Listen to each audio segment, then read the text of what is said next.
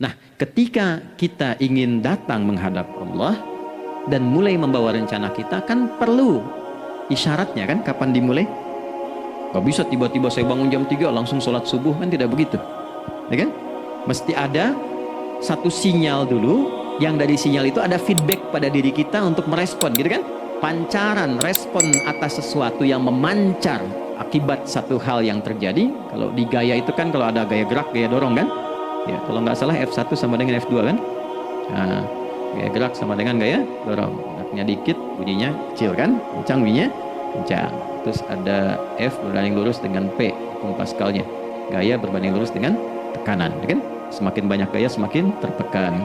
Respon yang muncul ketika ada satu misalnya gaya, tapi responnya sifatnya materi sifatnya. Ya, misal kalau Anda mau mengebor air, kan? Kemudian keluar, terpancar tuh dari bawah itu keluar misalnya air. Nah, itu namanya infajar.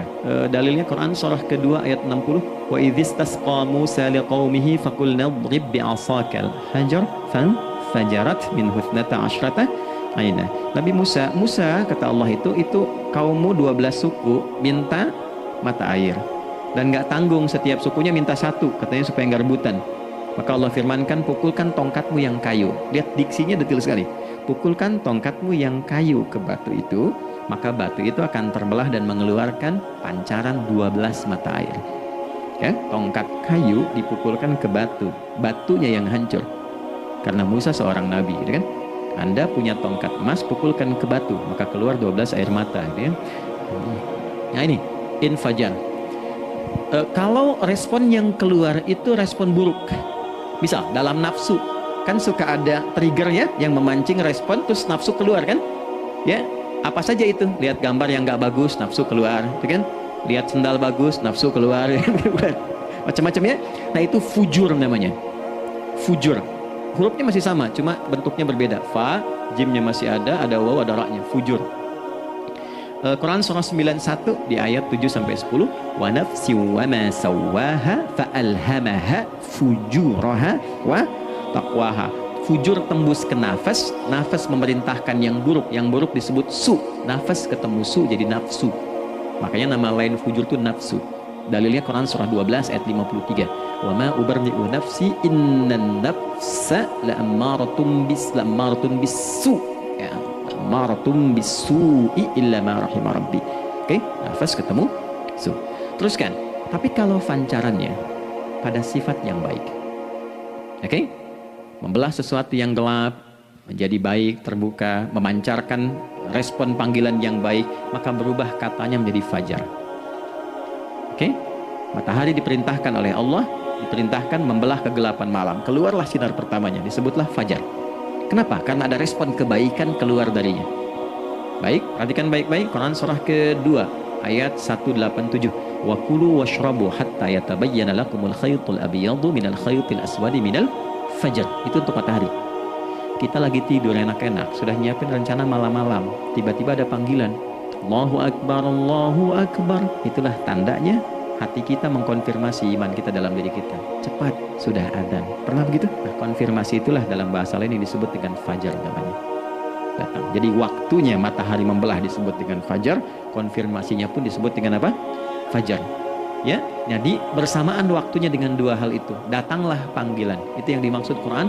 Hubungan iman dengan konfirmasinya sampai ke sholatnya ada di Quran surah 8 ayat 2. Innamal mu'minuna iman alladzina idza dzukirallahu adzan wajilat qulubuhum iman. Jadi begitu ciri iman itu ada dalam jiwa, dipanggil lewat adzan, kan? Allahu Akbar, langsung merespon, ya Allah sudah adzan. Walaupun setelah adzan ada lagi getaran, baru adzan belum qomat gitu kan. Nah, misal ya. Nah, tapi inilah fajar. Jadi maksudnya rencana Anda ini agak jarang dibahas ya. Mohon maaf, ilmu ini agak jarang. Jadi jangan Anda bilang saya bid'ah, bukan. Ya, bukunya ada, referensinya ada. Cuman karena jarang dikaji, jangan sampai kekurangan pengetahuan menghukumi yang tahu jadi salah gitu. Ini poinnya. Jadi saya kalau bahas satu masalah itu bukunya saya kumpulkan. Tafsir awal sampai akhir yang ada apa, buku-buku tentang sholat apa, baru kita keluarkan. Jadi bagian topik-topik tertentu yang dibahas. Problemnya ketika membahas tentang ibadah cuma dua. Satu, tentang bacaan, doanya apa. Yang kedua, tentang gerakan, bagaimana mengerjakannya. Yang ketiga, jarang dibahas hikmahnya apa. Padahal rumus dalam ibadah itu, dalam fikih, tiga-tiga mesti dipakai. Ini Quran surah kedua ayat berapa? Ayat 129. Rabbana wab'ats fihim rasulan minhum yatlu 'alaihim ayatika, ini, wa yu'allimuhumul kitaba, ini, wal hikmah, ini. Barulah kita mendapatkan sesuatu yang baru. Ya, ini. Wa yuzakkikum, dan di 151 Al-Baqarah, wa yu'allimukum ma lam takunu ta'lamun. Jadi ini bukan ilmu yang baru, bukan, belum tahu saja. Jadi selama ini yang kita kerjakan jangan sampai terbatas pada ritualnya saja untuk mencukupkan ini. Hubungan ritual dengan ini apa gitu. Ya, jadi subuh ini mengkonfirmasi bahwa ada satu keteraturan dalam kegiatan kita. Ya, alhamdulillah. 2, siang. Oke, setelah subuh, fajar, salat apa? Zuhur. Oke, saya tanya pada Anda, zuhur itu artinya apa? Sudah, cukup katakan Allahu a'lam. Waktunya terbatas ya. Nah, sahabat ditanya nggak tahu Allahu a'lam. Anda sahabat bukan, tabi'in bukan. Zuhur. Waktu tinggal 4 menit lagi. Oke, teman-teman, kalau kita jeli, ini kan sholat dikerjakan di siang hari kan? Siang itu bahasa Arabnya nahar.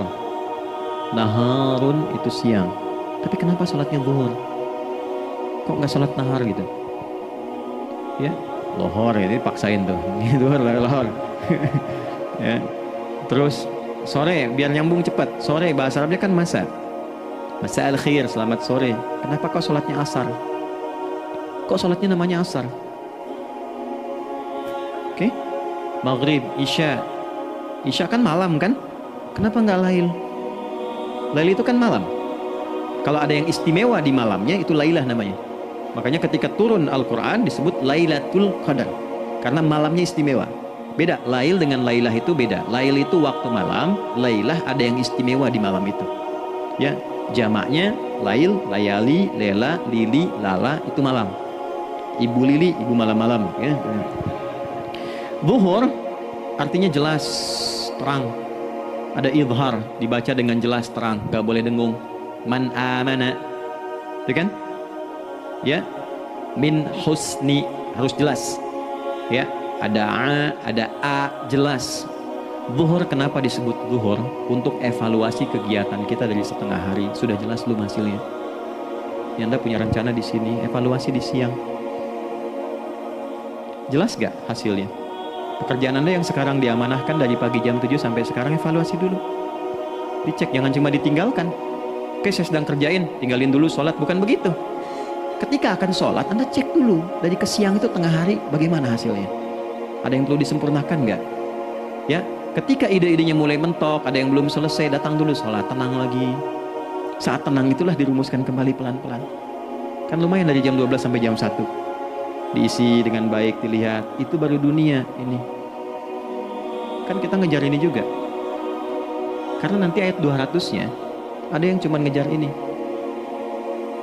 Wa minan nasi may yaqulu rabbana atina fid dunya. Bukan, kalau nggak hafal diam aja. Wa minan nasi may yaqulu rabbana atina fid dunya wa ma lahu fil akhirati min khalaq.